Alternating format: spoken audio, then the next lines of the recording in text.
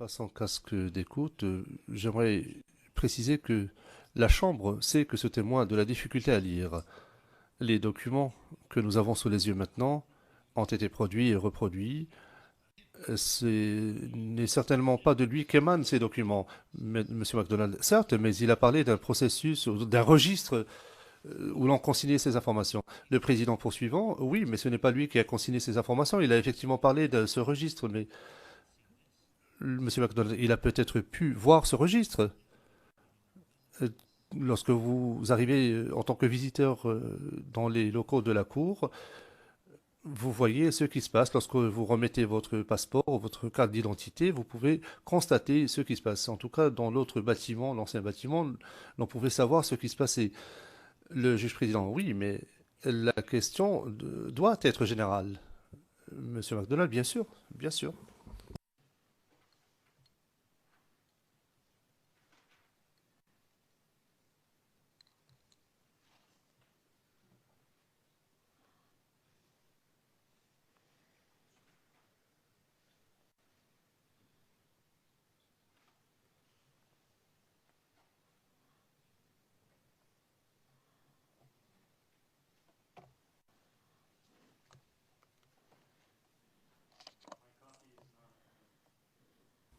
My copy, we have a... Je pourrais remettre ma copie au témoin afin qu'il l'ait sous les yeux. Il s'agit de la page dans ce registre qui porte la référence 0088 1167. Je voudrais simplement savoir si le témoin est en mesure de reconnaître ce document. Maître O'Shea. Oui, certainement. Vous pouvez lui poser la question de savoir s'il reconnaît le document. Le président, j'ai été très clair avec le procureur, n'est-ce pas? Maître O'Shea, oui.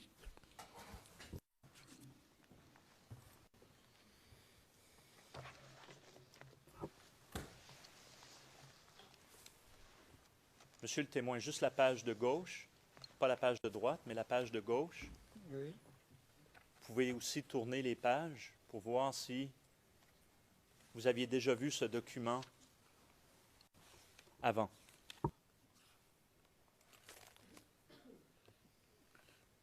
Vu ce document, c'est dans les... Lorsque vous arrivez à la résidence Mhm, pour vous enregistrer, mhm.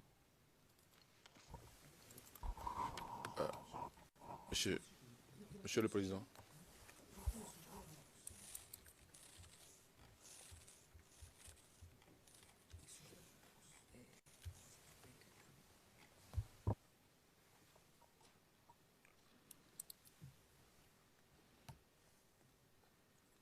Monsieur le Président, Yes. Monsieur Oui, allez-y. de tourner la page de ce document. Nous pensons que le procureur interroge le témoin sur une date précise.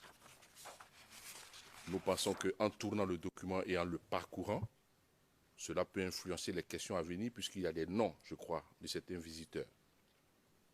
Qu'il reste donc sur la page concernée par sa question.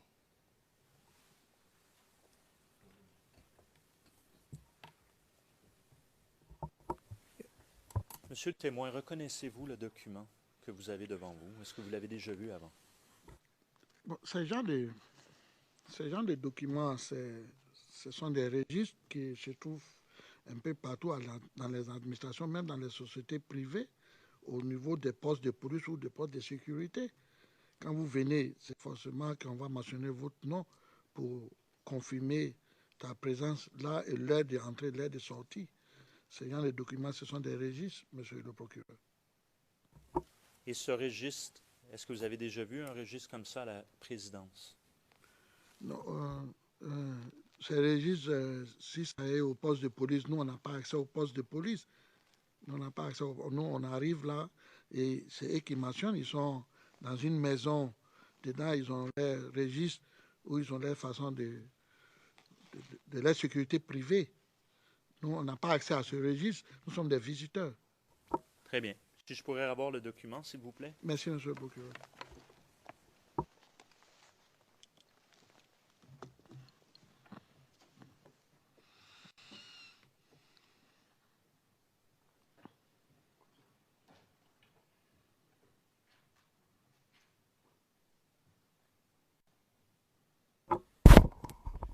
Vous dites avoir été à la résidence, mais ne pas vous rappeler des dates.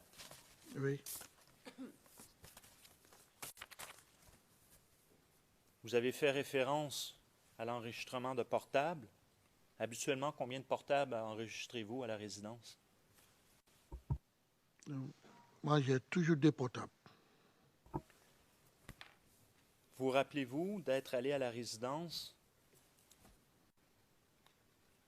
le 6 février 2011 et d'être arrivé ou enregistré vers les 17h57. Et vous seriez resté jusqu'à 19h15.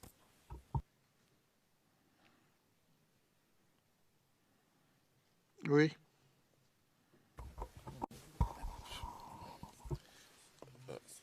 Monsieur le Président, c'est justement c'était cela la crainte en fait de l'équipe de défense. Vous présentez déjà un document au témoin, il regarde la date, il regarde l'heure et ensuite vous lui demandez. C'est une forme détournée en fait de suggérer des réponses aux témoins, ce n'est pas normal.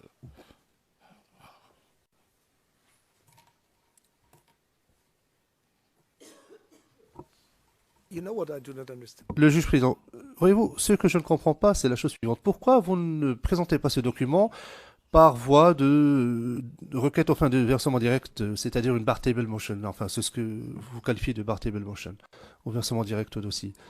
Monsieur MacDonald, Monsieur le Président, j'estime avoir le droit de procéder à un rafraîchissement de la mémoire du témoin lorsqu'il ne se souvient pas de la date d'une réunion, et ce, afin qu'il puisse s'en souvenir. Il est sous serment. S'il ne s'en souvient pas, il nous le dira, même si je rafraîchis sa mémoire. C'est un registre qui est comme un registre utilisé par une société. Et donc, je dois être autorisé à l'utiliser. Le président, pourquoi procéder à cet exercice qui consiste à rafraîchir la mémoire du témoin lorsque vous disposez d'un document de cette nature? J'ai de la difficulté à comprendre.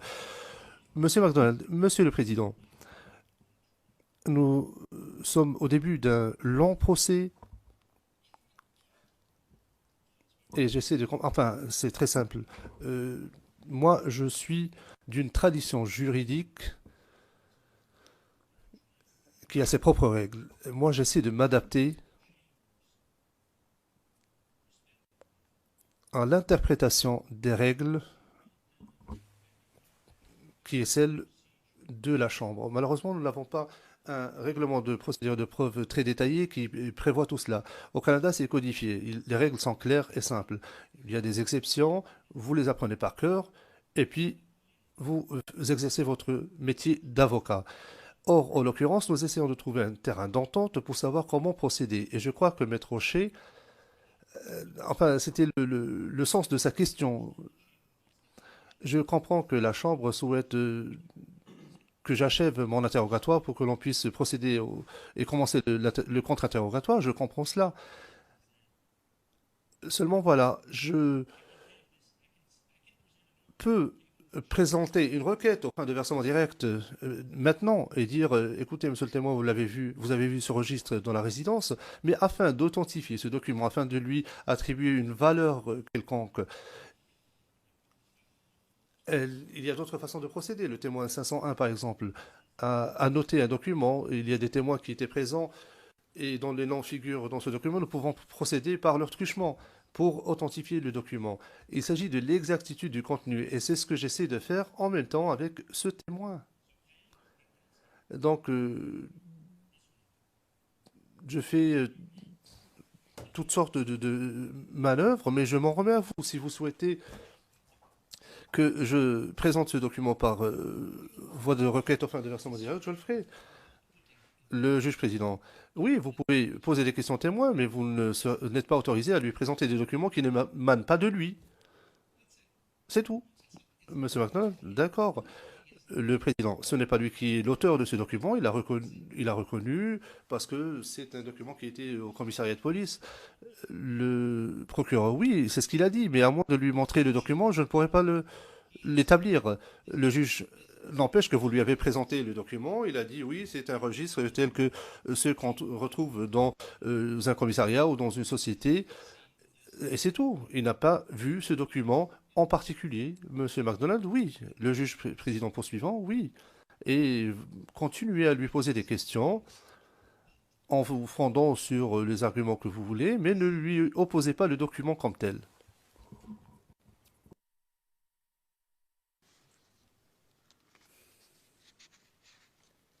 Monsieur le témoin,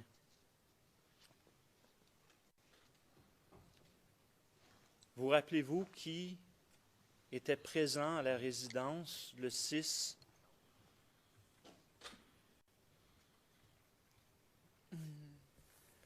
février?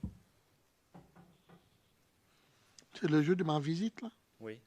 C'est ce qu'il vous a dit. Je crois qu'il y avait l'ambassadeur, C'est quoi le nom de l'ambassadeur? M. Kipré. D'accord. Et je crois que ce jour, j'ai dû trouver la chanteuse Aïcha Kone. Vous avez... et vous rappelez-vous de d'autres personnes? Oui, je crois qu'il y avait deux autres personnes, je ne me rappelle pas bien. Ce jour-là, le président était très occupé. C'est pour cela que même je vous ai dit, j'avais duré. Et lui et moi, on s'est vu que 5 minutes et puis je suis parti. Vous rappelez-vous du nom de la personne Bernard que vous avez identifié lors de la célébration à la résidence du résultat des élections? La personne... Oui, son conseiller là? Oui, vous rappelez-vous de son nom de famille? Non. Sinon, je le vois bien, oui. Est-ce que vous l'avez vu cette journée-là à la résidence? Oui, il était là, je crois.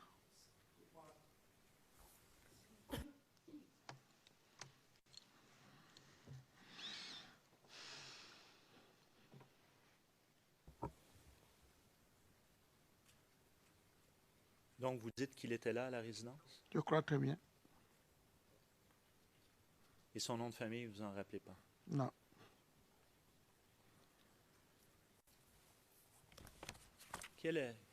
La rencontre qui a duré 5 minutes avec M. Gbagbo était à quel sujet?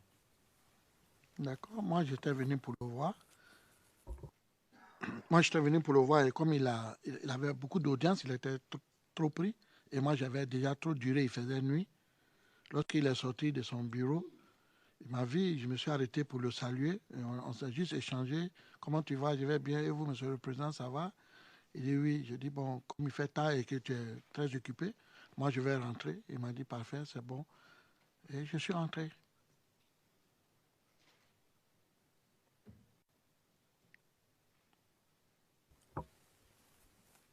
Votre prochaine visite, vous rappelez-vous quand elle a eu lieu après cette première? Combien de jours après?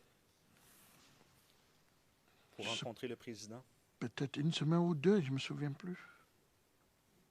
Vous rappelez-vous qui était présent au moment où vous êtes là, à la résidence? Ce jour-là, je n'ai pas duré parce que lorsque je suis arrivé, le président devait aller au palais de la présidence, au bureau. Je crois qu'il y avait des médiateurs ou des présidents africains qui devaient arriver. Donc, je n'ai même pas duré là, je crois, ce jour-là même.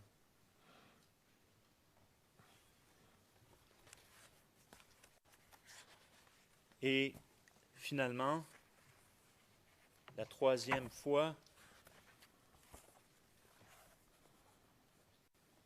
vous rappelez-vous, c'était combien de jours après cette deuxième fois? Deuxième ou troisième, vous dites? Troisième. Troisième, je crois que c'était un soir là, c'était pas. C'était le commandant Joa que j'étais allé voir. C'était pas le président ce jour-là. Mais comme le commandant Joa se trouve avec le président, donc c'est tout à fait normal comme une visite du président, je crois. Mais sinon, c'était le commandant Joa, ce jour qui m'avait appelé de venir le voir. Et pourquoi est-ce qu'il vous a appelé pour venir le voir? Il a voulu juste avoir de mes nouvelles, me saluer. On a échangé justement pour ça. Et c'est tout? Je crois bien, hein?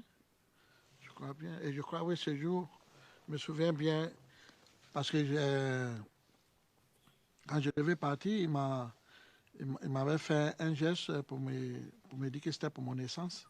C'est pour cela. Quel geste qu'il vous a Il fait? m'avait donné un peu d'argent pour l'essence.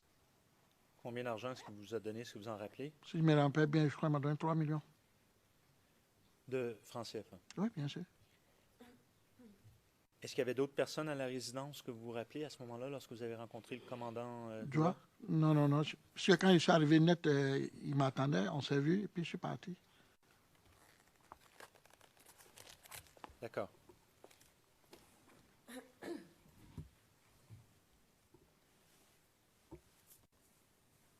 J'aimerais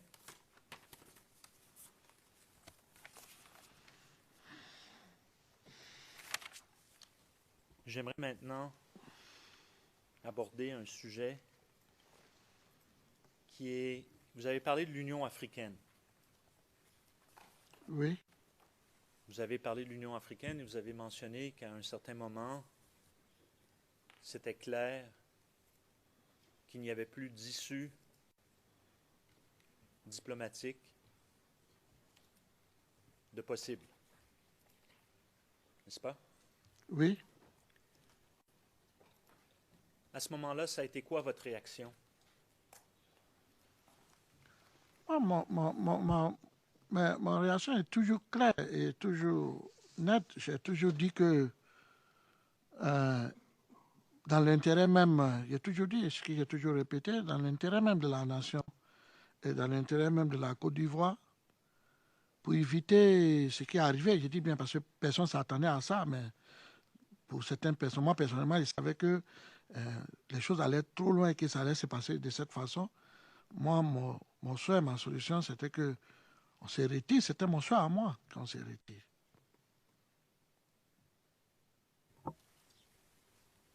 À votre connaissance, à ce moment-là, lorsque la décision finale de l'Union africaine est rendue publique, est-ce que vous savez comment le président Gbagbo a réagi à ce moment-là, au tout début, Je peux pas avant savoir, la fin de la crise? je ne peux pas savoir comment il a senti ça et comment il a agi. Ça, je ne peux pas savoir ça. Mais vous savez, personne ne peut accepter ça.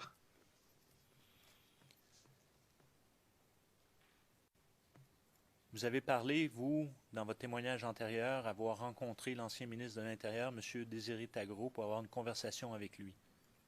Oui, 2 fois même. Et c'était quoi le contenu de cette conversation que vous aviez avec lui? Pourquoi?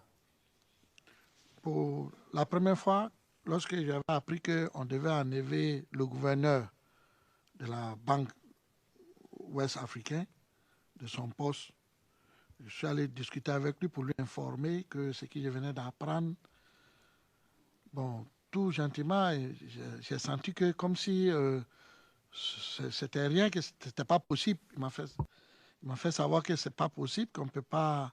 Il y a des règles dans les choses qu'on ne peut pas enlever le gouverneur, M. Dakouri. Non.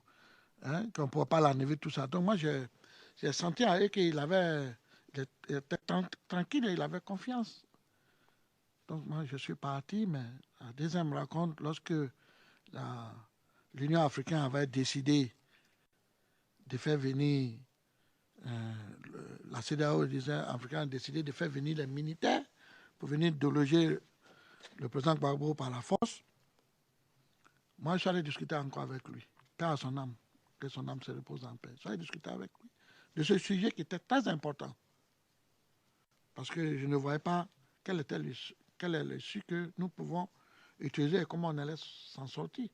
Mais comme c'est eux qui étaient dans le sommet de l'État, peut-être ils avaient... Mais on a discuté, il m'a fait savoir que l'Union africaine ne pourrait pas envoyer des militaires en Côte d'Ivoire pour déloger les gens et que ce n'était pas possible. Et donc il y avait une question de confiance. Il me donnait la confiance que de rester, que de suivre l'évolution de la chose et que ça va bien se passer. Moi, je pouvais que lui faire confiance puisqu'il était d'abord ministre de l'Intérieur et après il était il était conseiller à la présidence. Donc Je pourrais suivre ce qu'il m'a dit, mais moi j'étais très inquiète. Puisque moi, vous me permettez, monsieur le procureur, comme je l'ai dit ici, je savais déjà ce qui se préparait de l'autre côté pour l'arrivée sur Abidjan pour déloger le Gbagbo. Et je savais que c'était très, très, très, très risqué, c'était pas bon.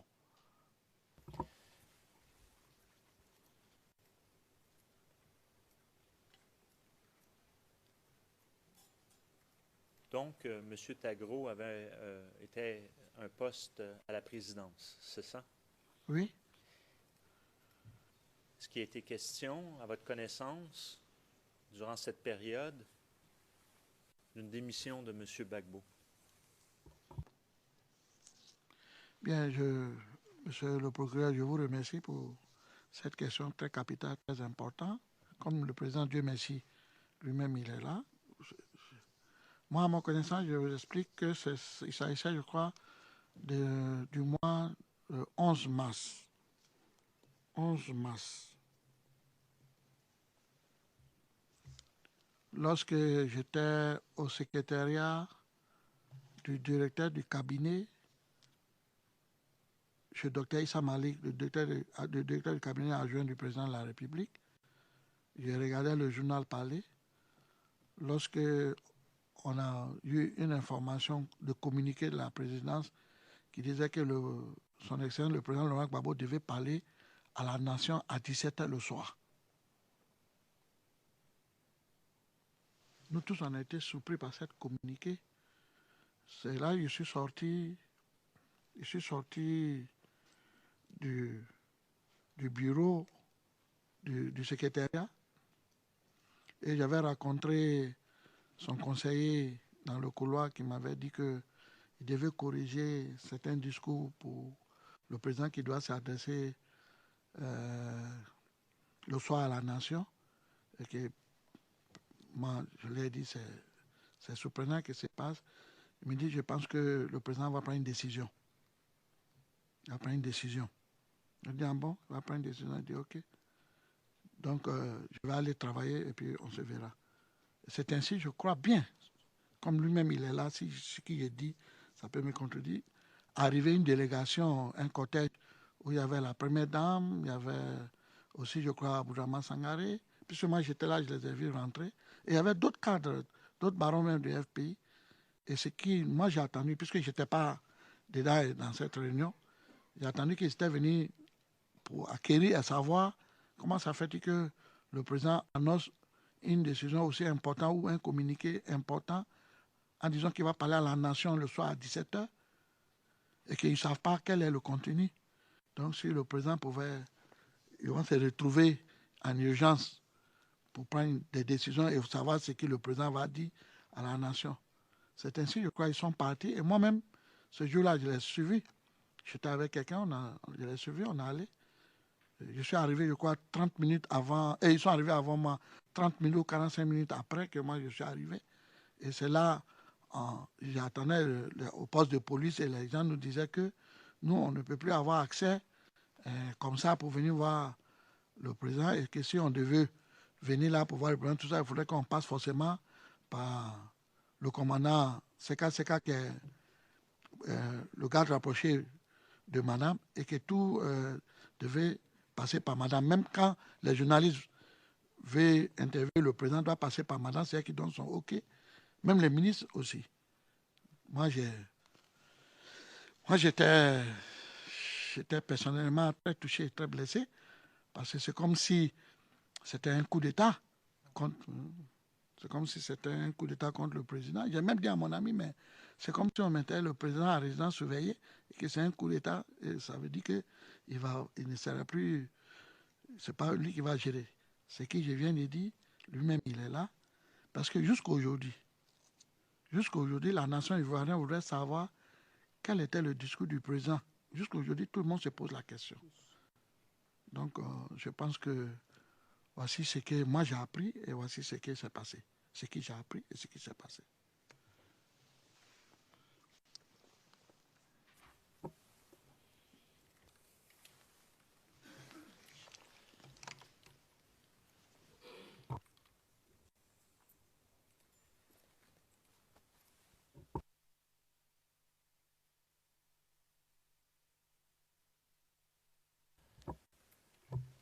Excusez-moi, je vais vous de poser des questions de précision avant d'adresser la Chambre.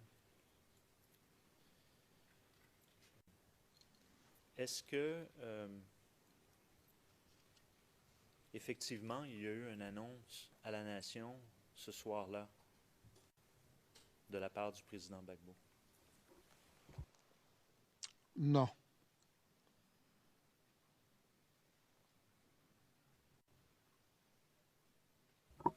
Est-ce qu'il a été annoncé de quelque manière que ce soit? Est-ce qu'on est revenu à la RTI sur cette annonce? Oui, pas le même jour, je crois. Le lendemain ou 2 jours après, il y a eu le porte-parole d'abord, M. Dambolo. Aoua Danmelo? Merci. Merci, M. le procureur. Est venu, puisqu'il était le porte-parole, est venu annoncer que le président ne va plus s'adresser à la nation. Et il a fait son discours.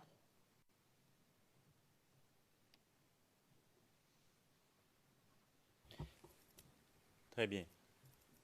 Alors, Your Honor, Please,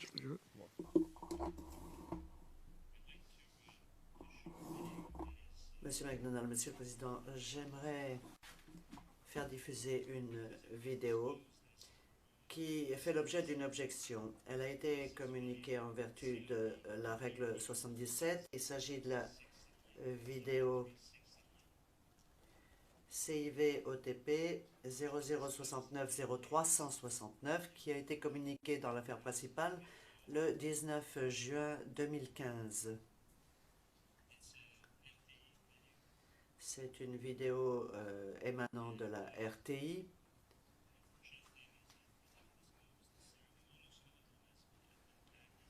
Et pratiquement toutes ces vidéos ont été labellisées incriminantes, à l'exception, entre autres, de celle-ci. Il y en a quelques-unes qui font exception.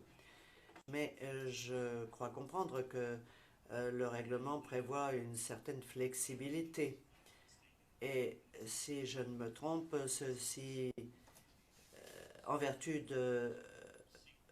du paragraphe 43, il est autorisé,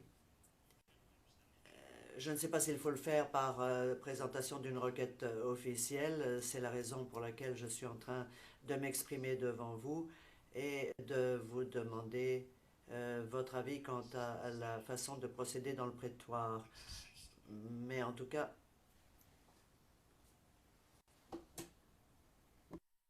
right? Le président 0369, c'est bien ça? Monsieur McDonald, oui.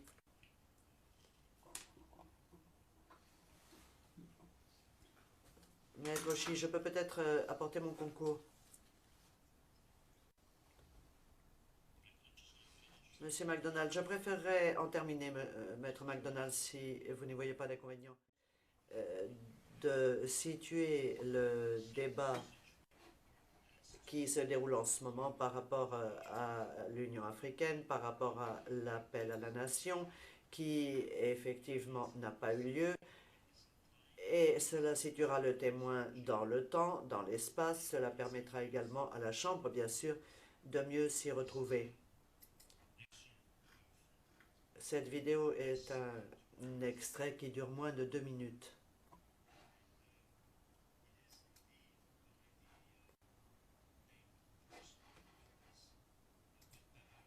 Et c'est le porte-parole du gouvernement, M. Awa Dambelo, qui est à l'origine de la possession de cette vidéo. Je vous demande un instant, je vous prie. Unfortunately, we don't have... Malheureusement, nous n'avons pas de transcription liée à cette vidéo, mais en tout cas, elle a été montrée à la RTI, Monsieur le Président. C'est un renseignement supplémentaire. Please, the defense. Le Président, la Défense. Donc si je comprends bien, l'accusation veut utiliser une vidéo, un document qui ne figure pas sur la liste de preuves, sur sa liste de preuves. Donc on est bien d'accord. Monsieur le Président, Madame, Monsieur, la position de la défense est simple. Le procureur ne peut pas utiliser cette vidéo. Pourquoi? Parce qu'il ne peut utiliser d'éléments que ceux qui sont portés sur sa liste de preuves. Premièrement, si un document n'est pas porté sur cette liste de preuves, il doit au préalable demander son ajout au préalable, avant d'essayer de mettre la Chambre et les parties devant le fait accompli. Il doit au préalable demander son ajout sur la liste de preuves. Et il ne peut pas le faire en audience. C'est la lettre et l'esprit de la décision qui avait été adoptée par votre Chambre sur la conduite des débats. Pourquoi? Parce que le débat doit être contradictoire. Ça veut dire que la défense doit pouvoir se préparer. Elle doit pouvoir analyser les documents, elle doit pouvoir les vérifier, elle doit pouvoir penser à la manière de les utiliser. Elle doit donc être informée avant. Sinon, elle est mise devant le fait accompli, il ne peut pas y avoir de débat contradictoire. C'est une violence qui est faite à la défense.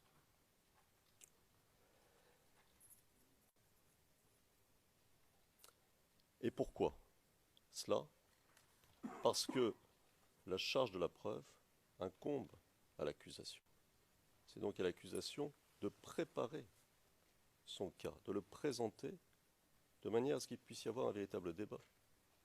Nous sommes dans un cas typique. Pour une raison ou pour une autre, il ne peut pas y avoir de débat. Donc, nous objectons à l'utilisation de cette vidéo. Je souligne d'ailleurs, Monsieur le Président, Madame, Monsieur, que l'accusation ne demande même pas l'utilisation de cette vidéo au début de l'interrogatoire du témoin, mais en plein interrogatoire, quasiment à la fin de l'interrogatoire du témoin, ce qui est encore plus impossible et plus difficile à gérer pour la défense. Alors, ça nous pose un problème. Plus exactement, ça nous... The prosecutor, you mean? Le Président, vous voulez parler du procureur qui n'a pas demandé à l'utiliser? Parce qu'au compte rendu en anglais, il est écrit que c'est la défense qui n'a pas demandé. C'est une erreur de l'interprète de cabine anglaise. D'accord. Alors, c'est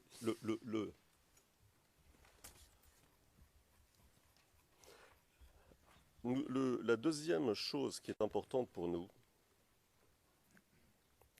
c'est l'utilisation, et c'est une bonne occasion pour en parler, d'un certain nombre de documents qui se révèlent incriminants, mais qui ont été utilisés ou présentés par l'accusation sous la règle 77 ou autre. On a un problème avec ça. Pourquoi?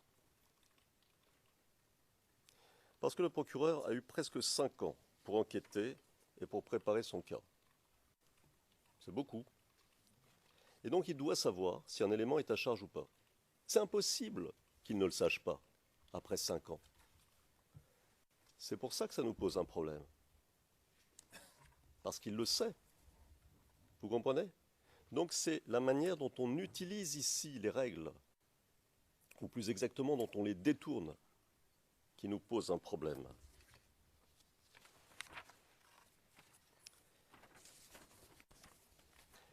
Alors, comment régler l'affaire?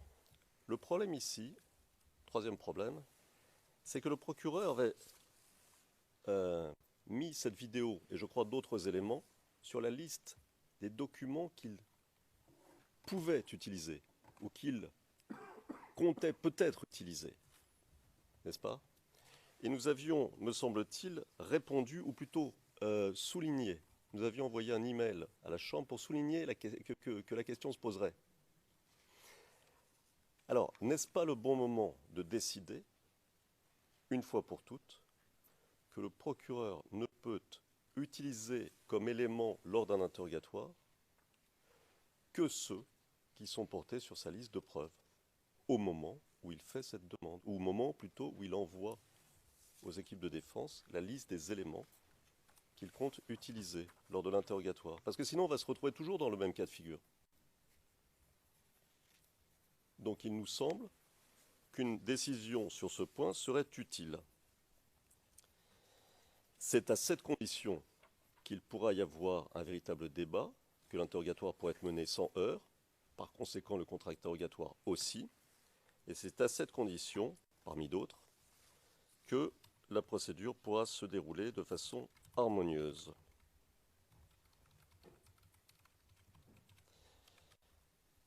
Je l'ai dit, je le précise, au cas où il y aurait eu un doute, il est pour nous impossible que le procureur dépose des demandes d'ajout sur sa liste de preuves en cours d'audience, enfin en cours d'interrogatoire et même au début de l'interrogatoire. Parce que l'on prenne cette affaire comme l'on veut, de la manière que l'on veut, quel que soit l'angle de vue, il s'agit au final de placer les juges devant le fait accompli. Et ce n'est pas possible. En plus, ça ralentit la procédure, parce que ça oblige la défense à intervenir, peut-être demander une suspension d'audience à chaque fois, enfin, on n'en sort pas.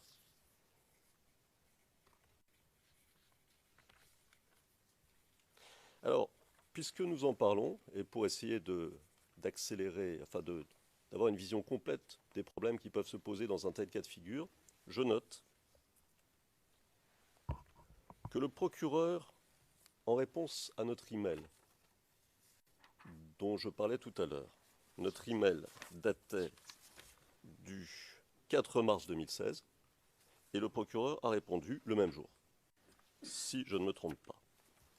En réponse à notre email, il indiquait avoir mis sur sa liste d'éléments qu'il pourrait utiliser lors de l'interrogatoire de ce témoin des éléments qu'il savait déjà ne pas vouloir utiliser.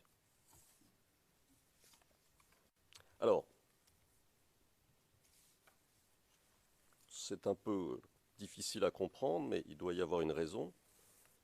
Une telle pratique, de notre point de vue, ne peut pas être autorisée par votre Chambre. Si la porte était laissée ouverte à un tel procédé,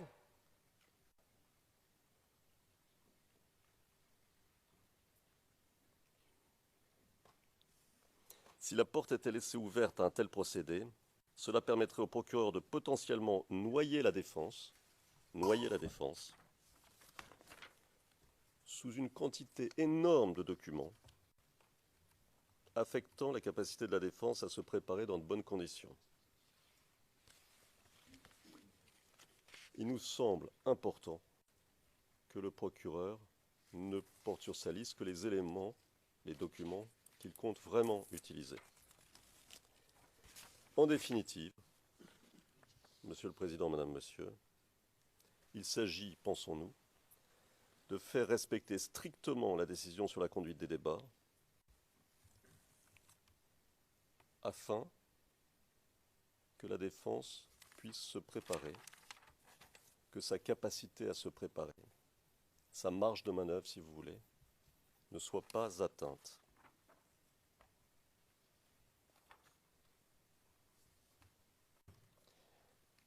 Plus précisément, nous demandons à la Chambre que le procureur ne mette sur sa liste des documents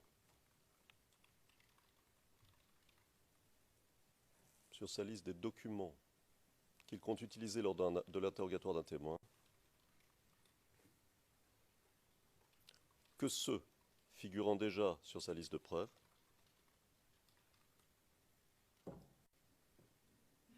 ça c'est un premièrement.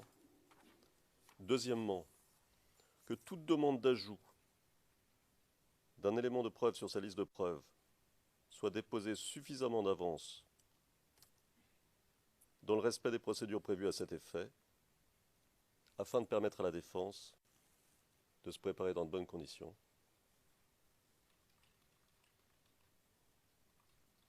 Troisièmement, que le procureur n'inclut dans sa liste de documents en vue de l'interrogatoire d'un témoin que ceux qu'il sait devoir ou pouvoir être utilisés.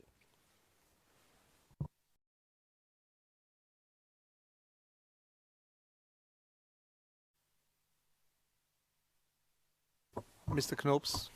Le président. Maître Knops, Monsieur le Président, nous avons plusieurs objections à présenter, mais sur des bases peut-être un peu différentes de celles que vous venez d'entendre.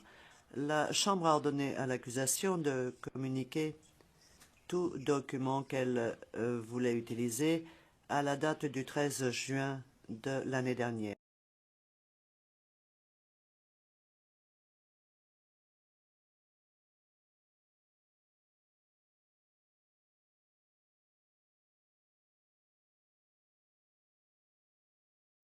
Qui était la date limite. Comme les juges de la Chambre le savent, 10 réglementations ont été soumises par la suite et sont entrées en application par la Chambre. Ce qui nous place une nouvelle fois dans une situation bien connue de la défense, à savoir qu'elle se trouve confrontée à des documents qui ne figurent pas sur la liste des éléments qui auraient dû figurer dans la liste du 13 juin. Donc, Monsieur le Président, ce que je suggère, c'est de se pencher sur la règle 43, en vertu de laquelle les parties peuvent demander l'autorisation d'ajout de documents qui ne figuraient pas sur la liste et que la Chambre devrait chercher un remède à l'application du paragraphe 45. À mon avis, cette vidéo ne devrait pas être admise à un moment aussi tardif. Je vous remercie. Le Président, merci Maître Knops. La représentante légale des victimes, Maître Massida, nous n'avons pas d'observation, Monsieur le Président. Le Président, eh bien, l'heure de la pause déjeuner est arrivée. Donc, je propose que nous partions pour cette pause déjeuner, que nous reprenions nos débats à 15h15 pour une nouvelle partie de l'interrogatoire de ce témoin qui, j'espère, sera la dernière. Merci.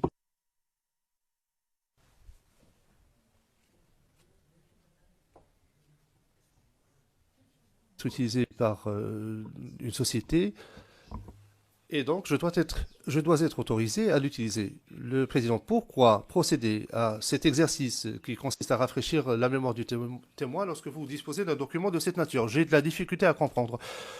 Monsieur MacDonald, Monsieur le Président, nous sommes au début d'un long procès et j'essaie de comprendre. Enfin, c'est très simple. Moi, je suis d'une tradition juridique qui a ses propres règles. Moi, j'essaie de m'adapter à l'interprétation des règles qui est celle de la Chambre. Malheureusement, nous n'avons pas un règlement de procédure de preuve très détaillé qui prévoit tout cela. Au Canada, c'est codifié. Les règles sont claires et simples. Il y a des exceptions, vous les apprenez par cœur, et puis vous exercez votre métier d'avocat. Or, en l'occurrence, nous essayons de trouver un terrain d'entente pour savoir comment procéder. Et je crois que Maître Rocher, enfin, c'était le sens de sa question. Je comprends que la Chambre souhaite que j'achève mon interrogatoire pour que l'on puisse procéder et commencer le contre-interrogatoire. Je comprends cela. Seulement, voilà, je peux présenter une requête au point de versement direct maintenant et dire écoutez, monsieur le témoin, vous avez vu ce registre dans la résidence, mais afin d'authentifier ce document, afin de lui attribuer une valeur quelconque, il y a d'autres façons de procéder. Le témoin 501, par exemple, a noté un document. Il y a des témoins qui étaient présents et dont les noms figurent dans ce document. Nous pouvons procéder par leur truchement pour authentifier le document. Il s'agit de l'exactitude du contenu et c'est ce que j'essaie de faire en même temps avec ce témoin. Donc, je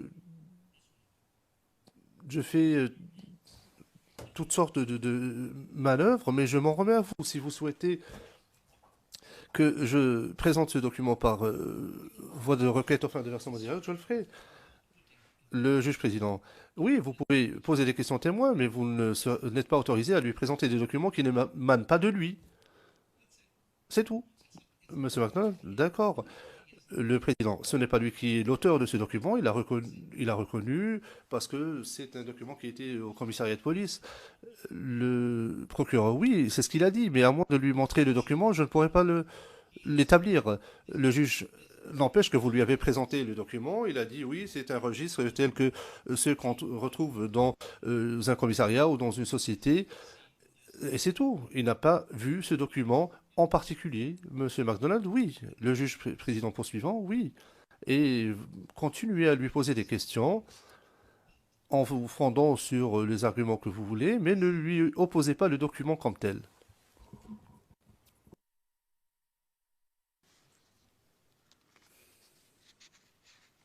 Monsieur le témoin,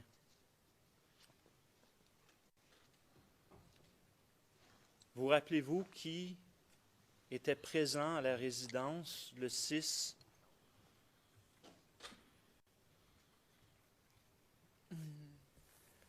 février?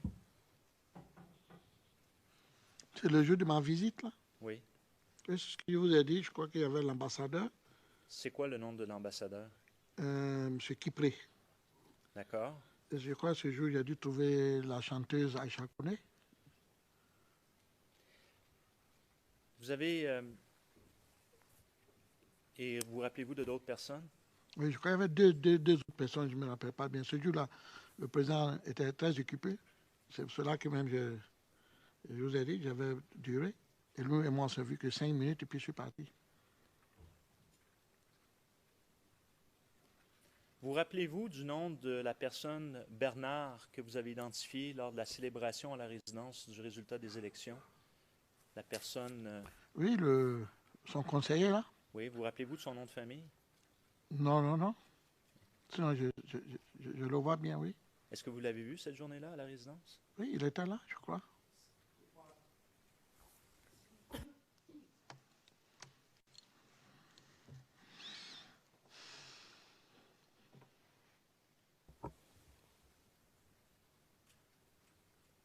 Donc, vous dites qu'il était là à la résidence? Je crois très bien.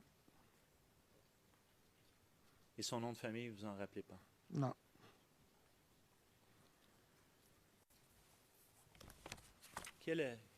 La rencontre qui a duré 5 minutes avec M. Gbagbo était à quel sujet? D'accord. Moi, j'étais venu pour le voir. Et comme il avait beaucoup d'audience, il était trop pris. Et moi, j'avais déjà trop duré, il faisait nuit. Lorsqu'il est sorti de son bureau, il m'a vu, je me suis arrêté pour le saluer. Et on s'est juste échangé. Comment tu vas? Je vais bien. Et vous, monsieur le président, ça va? Il dit oui. Je dis bon, comme il fait tard et que tu es très occupé, moi, je vais rentrer. Il m'a dit parfait, c'est bon. Et je suis rentré.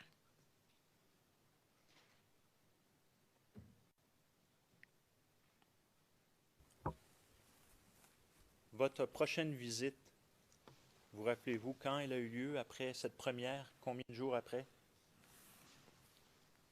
Pour rencontrer le président? Peut-être une semaine ou deux, je ne me souviens plus. Vous rappelez-vous qui était présent au moment où vous êtes là, à la résidence?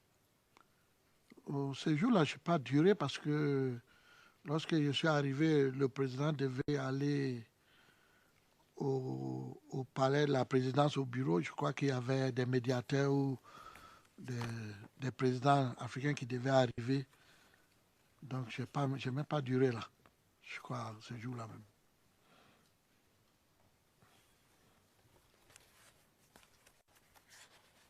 Et finalement, la troisième fois, vous rappelez-vous, c'était combien de jours après cette deuxième fois? Deuxième ou troisième, vous dites? Troisième.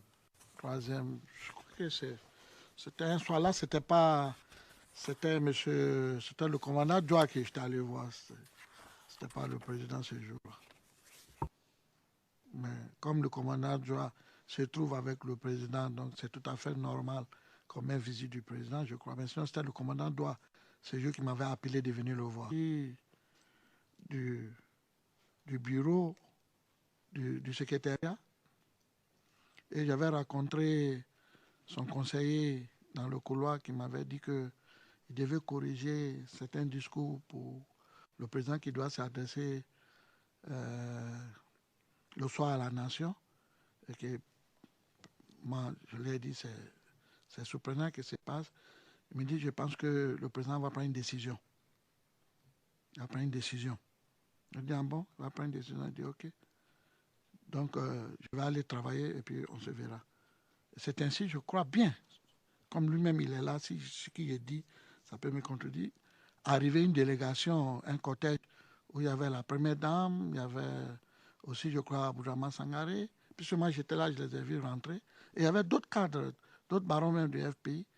Et ce qui, moi j'ai attendu, puisque je n'étais pas dedans dans cette réunion, j'ai attendu qu'ils étaient venus pour acquérir, à savoir comment ça fait que le président annonce une décision aussi importante ou un communiqué important en disant qu'il va parler à la nation le soir à 17h et qu'ils ne savent pas quel est le contenu. Donc si le président pouvait, ils vont se retrouver en urgence pour prendre des décisions et savoir ce que le président va dire à la nation. C'est ainsi, je crois, qu'ils sont partis. Et moi-même, ce jour-là, je l'ai suivi. J'étais avec quelqu'un, je l'ai suivi, on est allé. Je suis arrivé, je crois, 30 minutes avant, et ils sont arrivés avant moi, 30 minutes ou 45 minutes après que moi je suis arrivé. Et c'est là, j'attendais au poste de police et les gens nous disaient que nous, on ne peut plus avoir accès comme ça pour venir voir le président et que si on devait venir là pour voir le président, tout ça, il faudrait qu'on passe forcément par le commandant CK qui est le garde rapproché de madame et que tout devait passer par madame. Même quand les journalistes veulent interviewer le président, doit passer par madame, c'est elle qui donne son OK. Même les ministres aussi. Moi, j'étais personnellement très touché, très blessé, parce que c'est comme si c'était un coup d'État contre... C'est comme si c'était un coup d'État contre le président. J'ai même dit à mon ami, mais c'est comme si on mettait le président à résidence surveillée et que c'est un coup d'État. Et ça veut dire qu'il ne sera plus... C'est pas lui qui va gérer. Ce que je viens de dire, lui-même, il est là. Parce que jusqu'à aujourd'hui, la nation ivoirienne voudrait savoir quel était le discours du président. Jusqu'à aujourd'hui, tout le monde se pose la question. Donc, je pense que voici ce que moi j'ai appris et voici ce qui s'est passé. Ce que j'ai appris et ce qui s'est passé.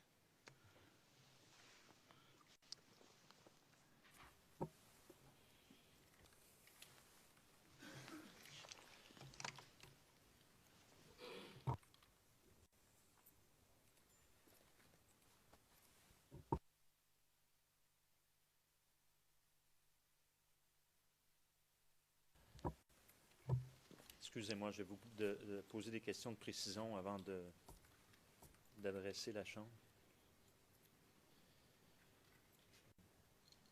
Est-ce que, effectivement, il y a eu une annonce à la nation ce soir-là de la part du président Gbagbo? Non.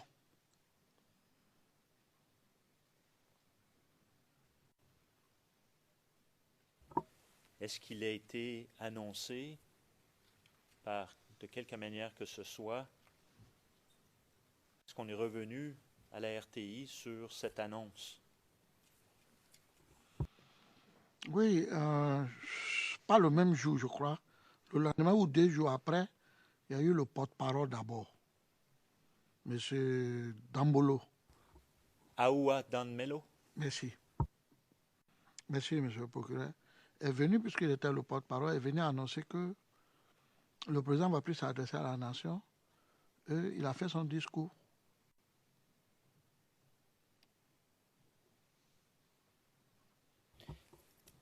Très bien. Alors, Your Honor, Please,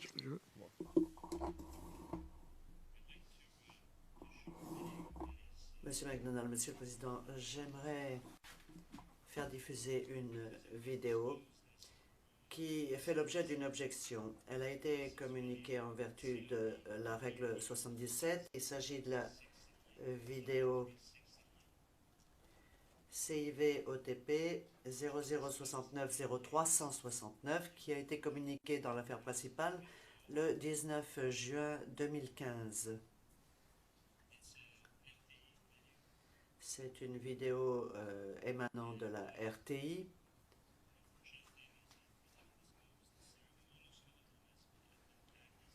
Et pratiquement toutes ces vidéos ont été labellisées incriminantes, à l'exception, entre autres, de celle-ci. Il y en a quelques-unes qui font exception.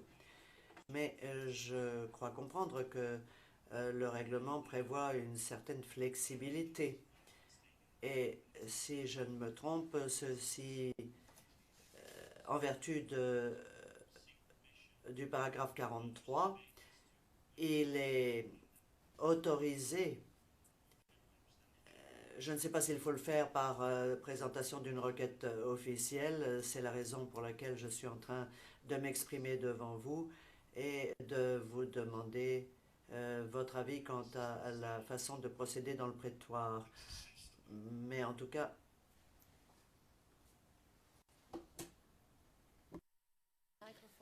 (0369), right? le président 0369, c'est bien ça? Monsieur McDonald, oui.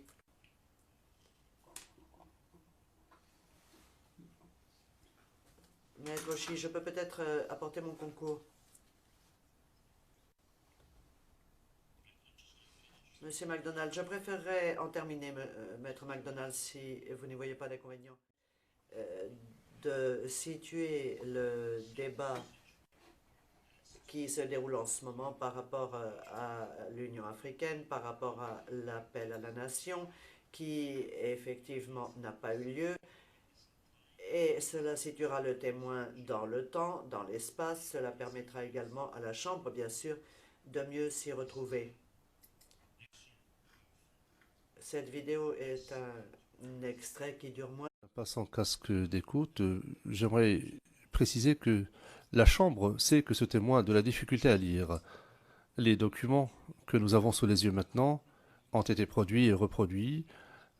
Ce n'est certainement pas de lui qu'émanent ces documents, Monsieur McDonald. Certes, mais il a parlé d'un processus, d'un registre où l'on consignait ces informations. Le président poursuivant, oui, mais ce n'est pas lui qui a consigné ces informations. Il a effectivement parlé de ce registre, mais Monsieur McDonald, il a peut-être pu voir ce registre. Lorsque vous arrivez en tant que visiteur dans les locaux de la Cour, vous voyez ce qui se passe. Lorsque vous remettez votre passeport ou votre carte d'identité, vous pouvez constater ce qui se passe. En tout cas, dans l'autre bâtiment, l'ancien bâtiment, l'on pouvait savoir ce qui se passait. Le juge président, oui, mais la question doit être générale. Monsieur McDonald, bien sûr, bien sûr.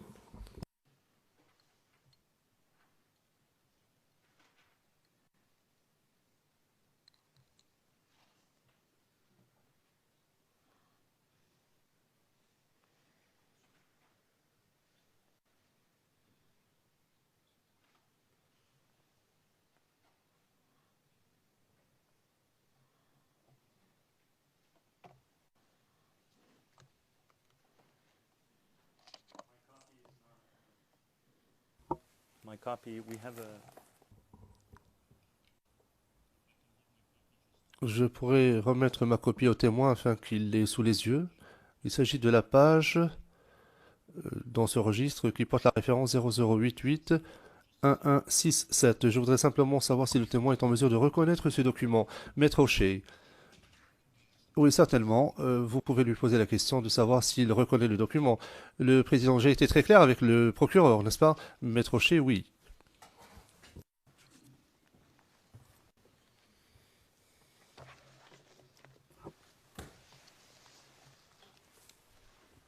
Monsieur le témoin, juste la page de gauche, pas la page de droite, mais la page de gauche.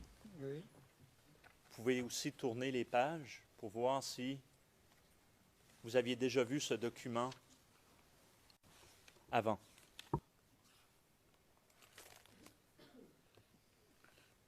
Vu ce document, dans Lorsque vous arrivez à la résidence Mhm. pour vous enregistrer, Mhm. Monsieur, Monsieur le Président.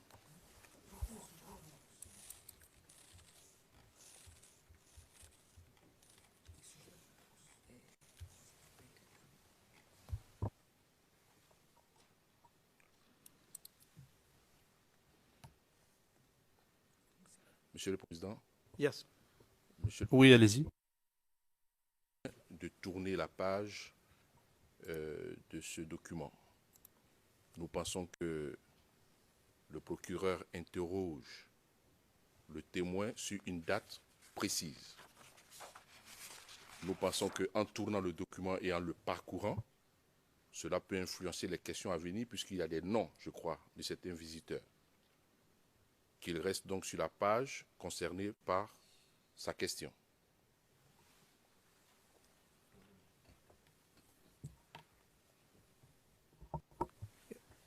Monsieur le témoin, reconnaissez-vous le document que vous avez devant vous? Est-ce que vous l'avez déjà vu avant? Bon, ces genres de documents, ce sont des registres qui se trouvent un peu partout dans les administrations, même dans les sociétés privées, au niveau des postes de police ou des postes de sécurité. Quand vous venez, c'est forcément qu'on va mentionner votre nom pour confirmer ta présence là et l'heure d'entrée, l'heure de sortie. Ces gens de documents, ce sont des registres, monsieur le procureur. Et ce registre, est-ce que vous avez déjà vu un registre comme ça à la présidence? Non, ces registres, si ça est au poste de police, nous, on n'a pas accès au poste de police. Nous, on n'a pas accès nous, on arrive là et c'est eux qui mentionnent. Ils sont dans une maison, dedans, ils ont leur registre où ils ont leur façon de leur sécurité privée. Nous, on n'a pas accès à ce registre. Nous sommes des visiteurs. Très bien. Si je pourrais avoir le document, s'il vous plaît? Merci, monsieur le procureur.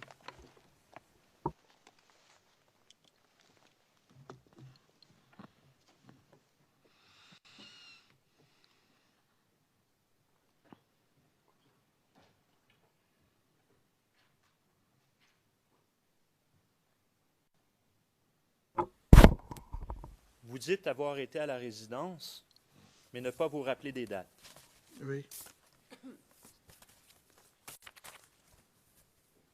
Vous avez fait référence à l'enregistrement de portables. Habituellement, combien de portables enregistrez-vous à la résidence? Moi, j'ai toujours des portables. Vous rappelez-vous d'être allé à la résidence le 6 février 2011 et d'être arrivé ou enregistré vers les 17h57. Et vous seriez resté jusqu'à 19h15.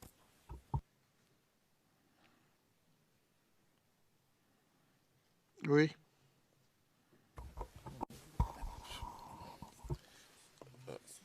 Monsieur le Président, c'est justement c'était cela la crainte en fait de l'équipe de défense. Vous présentez déjà un document au témoin, il regarde la date, il regarde l'heure et ensuite vous lui demandez. C'est une forme détournée en fait de suggérer des réponses au témoin. Ce n'est pas normal.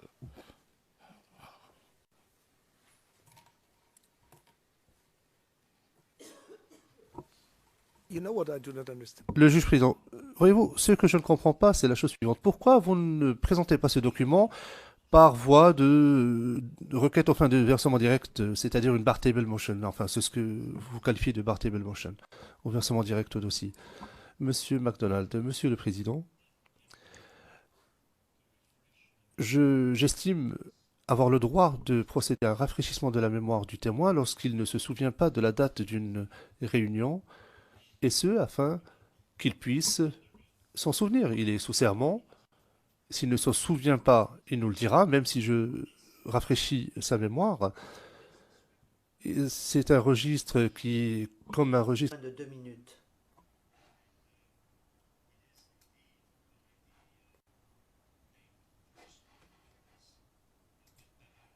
Et c'est le porte-parole du gouvernement, M. Awa Dambello, qui est à l'origine de la possession de cette vidéo. Je vous demande un instant, je vous prie. Unfortunately, we don't have... Malheureusement, nous n'avons pas de transcription liée à cette vidéo, mais en tout cas, elle a été montrée à la RTI, Monsieur le Président. C'est un renseignement supplémentaire. Please, the defense. Le Président, la Défense. Donc si je comprends bien, l'accusation veut utiliser une vidéo, un document qui ne figure pas sur la liste de preuves, sur sa liste de preuves. Donc on est bien d'accord. Monsieur le Président, Madame, Monsieur, la position de la défense est simple. Le procureur ne peut pas utiliser cette vidéo. Pourquoi? Parce qu'il ne peut utiliser d'éléments que ceux qui sont portés sur sa liste de preuves. Premièrement, si un document n'est pas porté sur cette liste de preuves, il doit au préalable demander son ajout au préalable, avant d'essayer de mettre la Chambre et les parties devant le fait accompli. Il doit au préalable demander son ajout sur la liste de preuves. Et il ne peut pas le faire en audience. C'est la lettre et l'esprit de la décision qui avait été adoptée par votre Chambre sur la conduite des débats. Pourquoi? Parce que le débat doit être contradictoire. Ça veut dire que la défense doit pouvoir se préparer. Elle doit pouvoir analyser les documents, elle doit pouvoir les vérifier, elle doit pouvoir penser à la manière de les utiliser. Elle doit donc être informée avant. Sinon, elle est mise devant le fait accompli, il ne peut pas y avoir de débat contradictoire. C'est une violence qui est faite à la défense.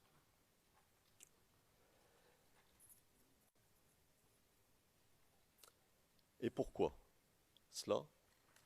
Parce que la charge de la preuve incombe à l'accusation.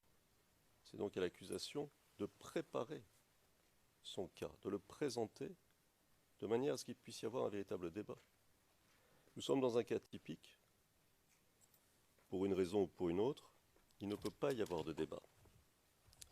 Donc, nous objectons à l'utilisation de cette vidéo. Je souligne d'ailleurs, Monsieur le Président, Madame, Monsieur, que l'accusation ne demande même pas l'utilisation de cette vidéo au début de l'interrogatoire du témoin, mais en plein interrogatoire, quasiment à la fin de l'interrogatoire du témoin, ce qui est encore plus impossible et plus difficile à gérer pour la défense. Alors, ça nous pose un problème. Plus exactement, ça nous... The prosecutor, you mean? Le Président, vous voulez parler du procureur qui n'a pas demandé à l'utiliser? Parce qu'au compte rendu en anglais, il est écrit que c'est la défense qui n'a pas demandé. C'est une erreur de l'interprète de cabine anglaise. D'accord. Alors, c'est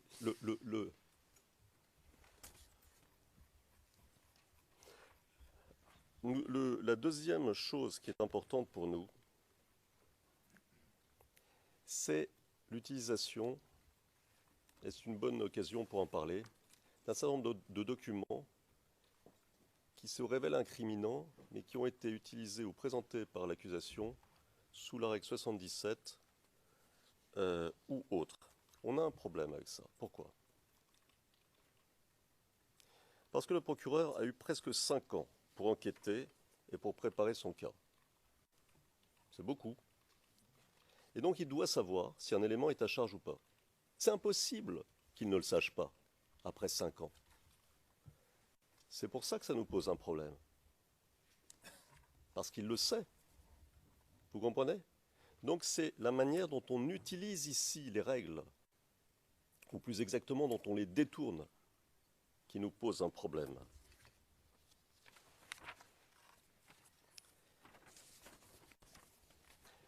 Alors, comment régler l'affaire? Le problème ici, troisième problème, c'est que le procureur avait mis cette vidéo, et je crois d'autres éléments, sur la liste des documents qu'il pouvait utiliser, ou qu'il comptait peut-être utiliser, n'est-ce pas? Et nous avions, me semble-t-il, répondu, ou plutôt souligné. Nous avions envoyé un email à la Chambre pour souligner que la question se poserait. Alors, n'est-ce pas le bon moment de décider, une fois pour toutes, que le procureur ne peut utiliser comme élément lors d'un interrogatoire que ceux qui sont portés sur sa liste de preuves au moment où il fait cette demande, ou au moment plutôt où il envoie aux équipes de défense la liste des éléments qu'il compte utiliser lors de l'interrogatoire. Parce que sinon, on va se retrouver toujours dans le même cas de figure. Donc il nous semble qu'une décision sur ce point serait utile. C'est à cette condition qu'il pourra y avoir un véritable débat, que l'interrogatoire pourra être mené sans heurts, par conséquent le contre-interrogatoire aussi, et c'est à cette condition, parmi d'autres, que la procédure pourra se dérouler de façon harmonieuse.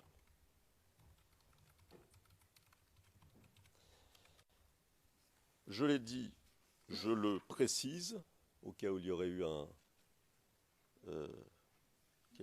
un doute, il est pour nous impossible que le procureur dépose des demandes d'ajout sur sa liste de preuves en cours d'audience, enfin en cours d'interrogatoire et même au début de l'interrogatoire. Parce que l'on prenne cette affaire comme l'on veut, de la manière que l'on veut, quel que soit l'angle de vue, il s'agit au final de placer les juges devant le fait accompli. Et ce n'est pas possible.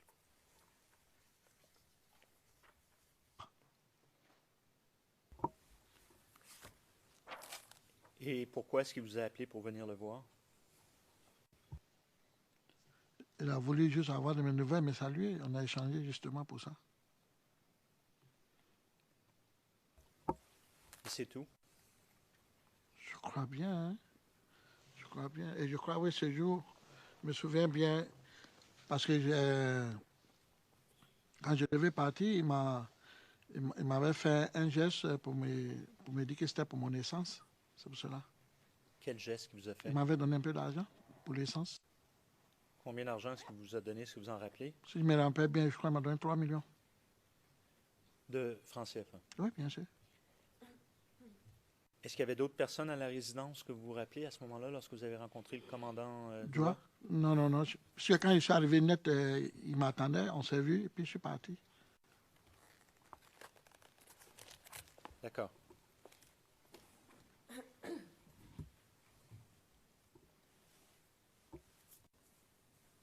J'aimerais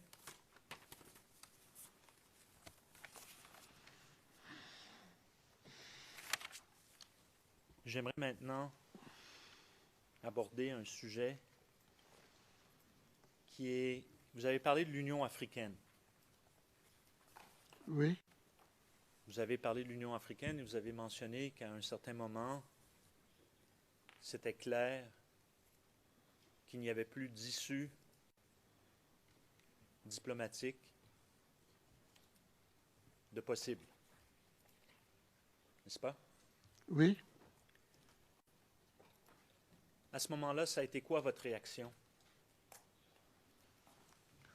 Ma réaction est toujours claire et toujours nette. J'ai toujours dit que dans l'intérêt même, j'ai toujours dit, ce que j'ai toujours répété, dans l'intérêt même de la nation et dans l'intérêt même de la Côte d'Ivoire, pour éviter ce qui est arrivé, je dis bien parce que personne ne s'attendait à ça, mais pour certaines personnes, moi personnellement, je savais que les choses allaient trop loin et que ça allait se passer de cette façon. Moi, mon souhait, ma solution, c'était que on se retire. C'était mon choix à moi qu'on se retire.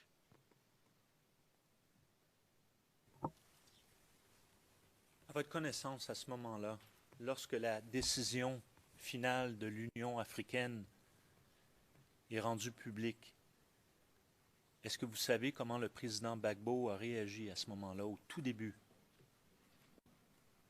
Je ne peux pas savoir. avant la fin de la crise? Je ne peux pas savoir comment il a senti ça et comment il a agi. Ça, je ne peux pas savoir ça. Mais vous savez, personne ne peut accepter ça.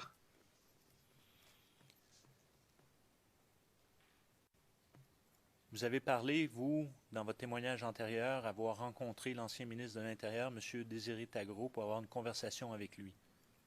Oui, 2 fois même. Et c'était quoi le contenu de cette conversation que vous aviez avec lui? Pourquoi? Pour la première fois, lorsque j'avais appris qu'on devait enlever le gouverneur de la Banque ouest africaine de son poste, je suis allé discuter avec lui pour lui informer que ce que je venais d'apprendre, bon, tout gentiment, j'ai senti que comme si c'était rien, que c'était pas possible. Il m'a fait savoir que c'est pas possible, qu'on peut pas, il y a des règles dans les choses, qu'on ne peut pas enlever le gouverneur, M. Dakouri,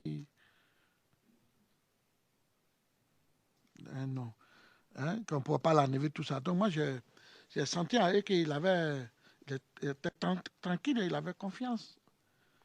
Donc moi, je suis parti, mais à la deuxième rencontre, lorsque l'Union africaine avait décidé de faire venir, la CEDEAO, l'Union africaine a décidé de faire venir les militaires pour venir déloger le président Gbagbo par la force, moi, je suis allé discuter encore avec lui, paix à son âme, que son âme se repose en paix. Je suis allé discuter avec lui de ce sujet qui était très important, parce que je ne voyais pas quel est l'issue que nous pouvons utiliser et comment on allait s'en sortir. Mais comme c'est eux qui étaient dans le sommet de l'État, peut-être ils avaient... Mais on a discuté, il m'a fait savoir que l'Union africaine ne pourrait pas envoyer des militaires en Côte d'Ivoire pour déloger les gens et que ce n'était pas possible. Donc il y avait une question de confiance. Il me donnait la confiance que de rester, que de suivre l'évolution de la chose et que ça va bien se passer. Moi, je pouvais que lui faire confiance puisqu'il était d'abord ministre de l'Intérieur et après il était dans le directeur, il était conseiller à la présidence. Donc je pouvais suivre ce qu'il m'a dit, mais moi j'étais très inquiet puisque moi, vous me permettez, monsieur le procureur, comme je l'ai dit ici, je savais déjà ce qui se préparait de l'autre côté pour l'arrivée sur Abidjan pour déloger le Gbagbo. Et je savais que c'était très, très, très, très risqué, c'était pas bon.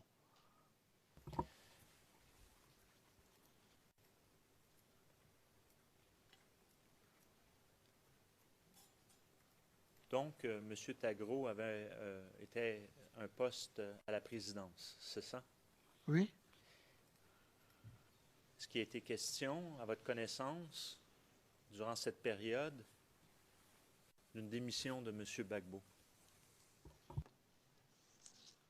Bien, monsieur le procureur, je vous remercie pour cette question très capitale, très importante. Comme le président Dieu merci, lui-même, il est là. Moi, à mon connaissance, je vous explique que il s'agissait, je crois, du mois 11 mars. 11 mars. Lorsque j'étais au secrétariat du directeur du cabinet, chez Dr Issa Malik, le directeur du cabinet adjoint du président de la République, j'ai regardé le journal parler. Lorsque on a eu une information de communiqué de la présidence qui disait que son excellence, le président Laurent Gbagbo, devait parler à la nation à 17h le soir. Nous tous, on a été surpris par cette communiqué. C'est là que je suis sorti